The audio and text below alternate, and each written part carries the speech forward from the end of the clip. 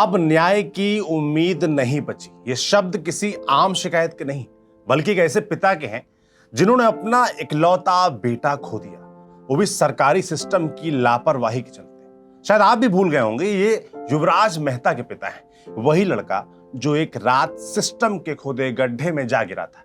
पिता सामने खड़े देखते रहे, साथ ही पूरा पुलिस प्रशासन देखता रहा, मगर कोई उसको डूबने से नहीं बचा सका। हंगामा हुआ तो एसआईटी जांच हुई, रिपोर्ट भी आई, लेकिन हर बार की तरह किसी बड़े जिम्मेदार का नाम नहीं आया। और इसीलिए पिता का कहना है कि न्याय अब भी उतना ही दूर है जितना पहले दिन था। और बात सिर्फ युवराज मेहता की नहीं है, बल्कि ऐसी कई कहानियां और हैं जहां न्याय की बात की गई, एसआईटी नाम का चूरन दिया गया, लेकिन न्याय नहीं मिल सका। आज युवराज के साथ ही आपको ऐसे और मामले बताएंगे जहां बड़े हादसों के बाद एसआईटी बनी, जांच भी हुई, लेकिन नतीजा वही निकला जो युवराज के पिता कह रहे हैं, खाना पूर्ति।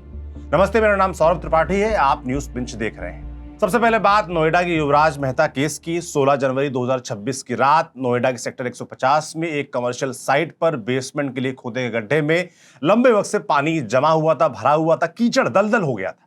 ऑफिस से लौटते सॉफ्टवेयर इंजीनियर युवराज मेहता की कार अंधेरे में इसी गड्ढे में जा गिरी। ऐसे हादसे को रोकने के लिए वहां ना कोई चेतावनी बोर्ड था, ना रात में दिखने वाला कोई रिफ्लेक्टर लाइट मौजूद था। लोगों का दावा है कि इसी गड्ढे को लेकर नोएडा अथॉरिटी को पहले भी शिकायत की जा चुकी थी, लेकिन किसी ने ध्यान नहीं दिया। उसके बाद क्या हुआ? एक आदमी की मौत, खूब हंगामा हुआ। हमने भी मौके पर जाकर इस घटना को रिपोर्ट किया था। हमारे साथी अभिनव ने जितने जरूरी सवाल हो सकते थे सब पूछे।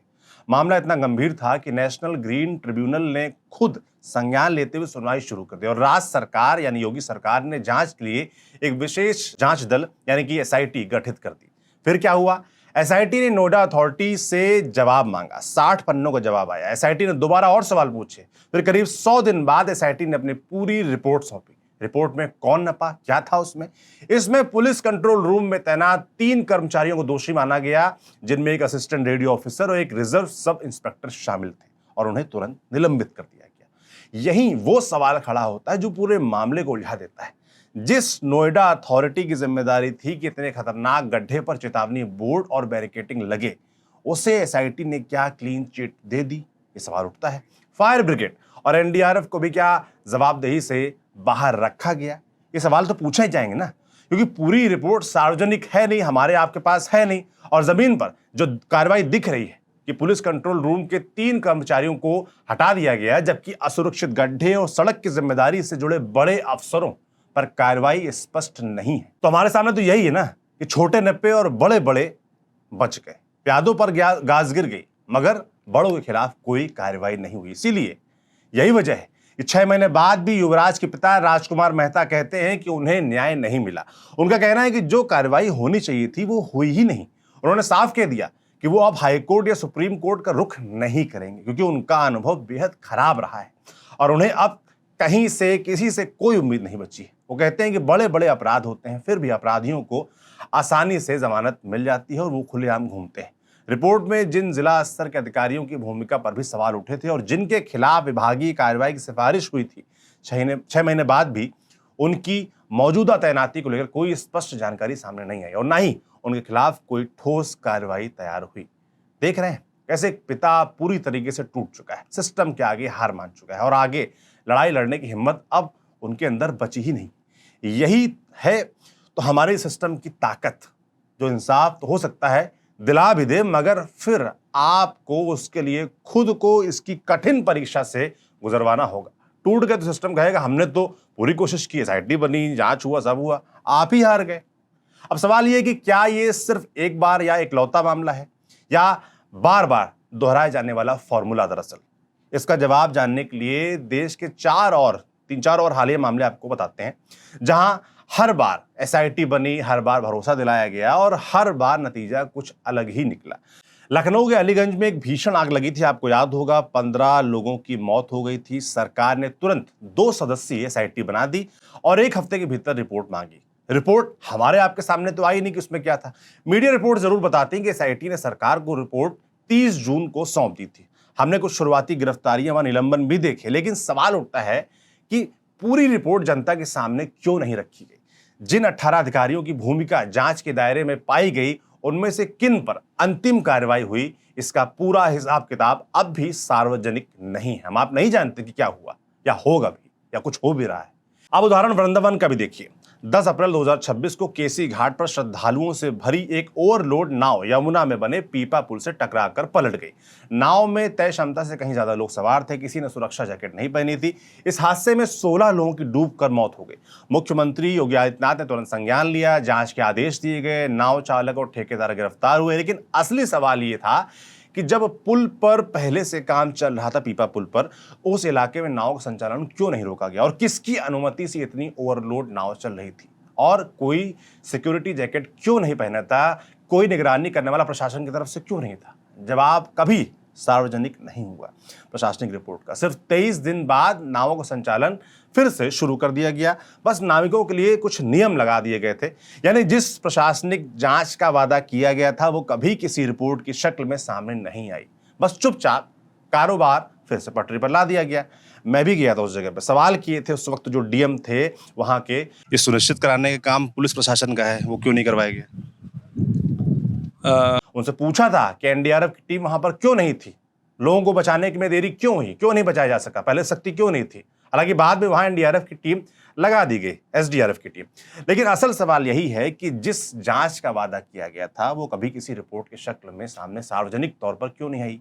ये क्यों हर बार खानापूर्ति करके ऐसे मामलों को छोड़ दिया जाता है भूलने के लिए, और हम आप भूल भी जाते हैं। अब गुजरात का हाल देख लीजिए। अक्टूबर 2022 में मोरबी पुल हादसा आप सबको याद होगा, 135 लोगों की जान चली गई थी। यहाँ एसआईटी ने केवल में जंग, लापरवाही से हुई वेल्डिंग और ओरेवा समूह की तकनीकी खामियां साफ तौर पर रिपोर्ट में दर्ज की। लेकिन 3 साल से ज्यादा वक्त गुजर जाने के बाद भी मुकदमा अदालतों में ही अटका पड़ा है।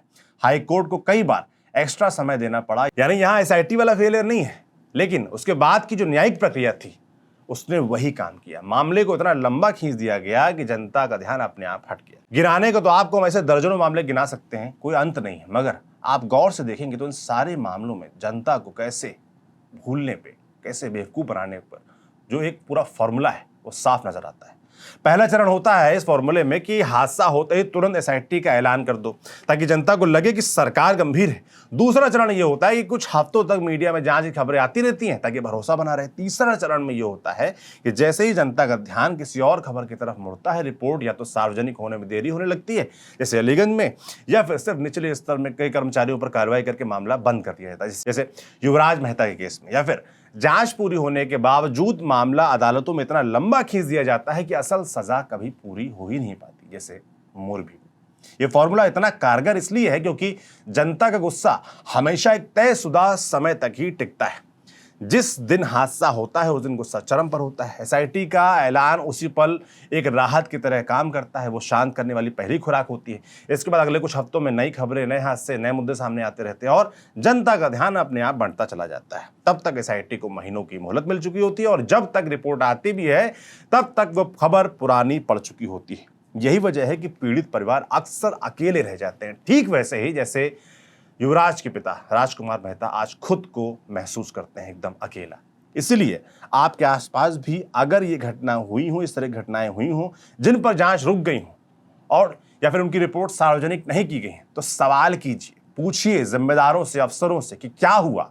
ये भूलने की जो आदत है ना, हम सबको छोड़नी होगी, तभी शायद ये जो जिम्मेदार हैं, ये जो अफसर हैं, उनकी आंखें खुलें, उनके मन में ये भय आए कि लोग सवाल पूछेंगे। जो नेता हैं, जो जिम्मेदार हैं, उनके मन में सवाल आए, भ्रम आए, डर आए कि जब हम वोट मांगने जाएंगे तो पूछा जाएगा कि फलानी ये घटना हुई तो उस पर नेताजी क्या हुआ।